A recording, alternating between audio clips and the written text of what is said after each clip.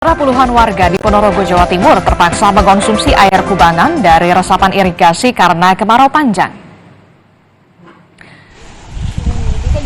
Kekeringan parah yang melanda beberapa bulan terakhir membuat puluhan warga di Dusun Sukun, Desa Sidoharjo, Pulung ini kesulitan air. Warga terpaksa mengkonsumsi air dari kubangan yang keruh, resapan dari aliran irigasi. Memasuki musim kemarau, permukiman di kawasan hutan kayu putih Ponorogo ini selalu kesulitan air karena sumur warga telah kering.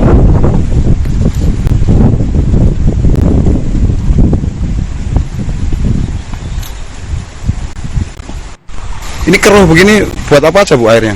Buat minum, buat masak, buat mandi. Semua dari sini? Iya. Kan keruh Bu ini? Halo? Keruh kan ini? Iya.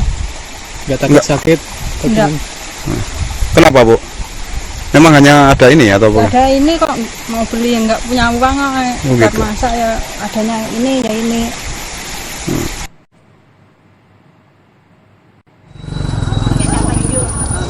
Dampak musim kemarau panjang akibat El Nino mulai dirasakan warga di sejumlah daerah. Di sebagian daerah, warga mengalami krisis air bersih. Di daerah Kalideres, Jakarta Barat, akibat air pump tidak keluar, warga harus mengantre untuk mendapatkan bantuan air bersih.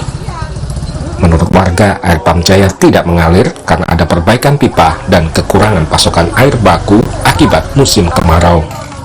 Kalau dulu 2 bulan yang lalu mungkin keluar air pump itu malam masih keluar, kita sedot dengan sanyo, tapi sekarang ini 2 minggu yang lalu ini hampir 11 RT tidak keluar. Ya, kenapa air pump Jaya tidak keluar seperti itu, dan alhamdulillah kami mendapat jawaban dari Pam Jaya bahwasanya ada perbaikan saluran pipa Pam Jaya di hutan kota dan subsidi air bakunya yang kurang karena musim kemarau. Kemarau panjang juga berdampak pada sektor pertanian. Di wilayah Kabupaten Pinerang, Sulawesi Selatan, ribuan hektar sawah mengalami kekeringan. Akibatnya, produksi padi di daerah yang dikenal sebagai lumbung padi Sulawesi ini diperkirakan menurun. Tidak, Pak. Kalau penjual gabah tidak ada kesulitan, cuma gabahnya tidak ada. Maksudnya Pak?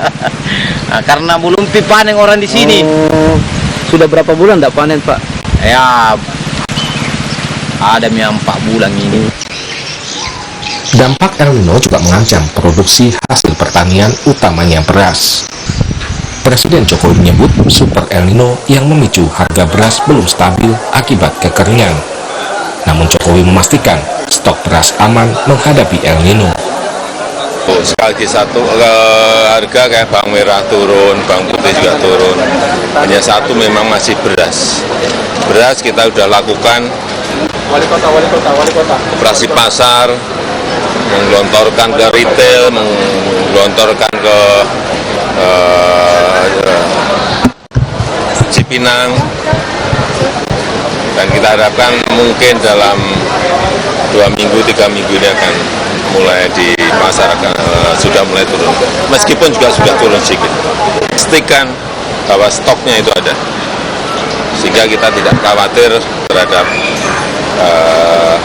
karena kekeringan produksi turun, ada stoknya.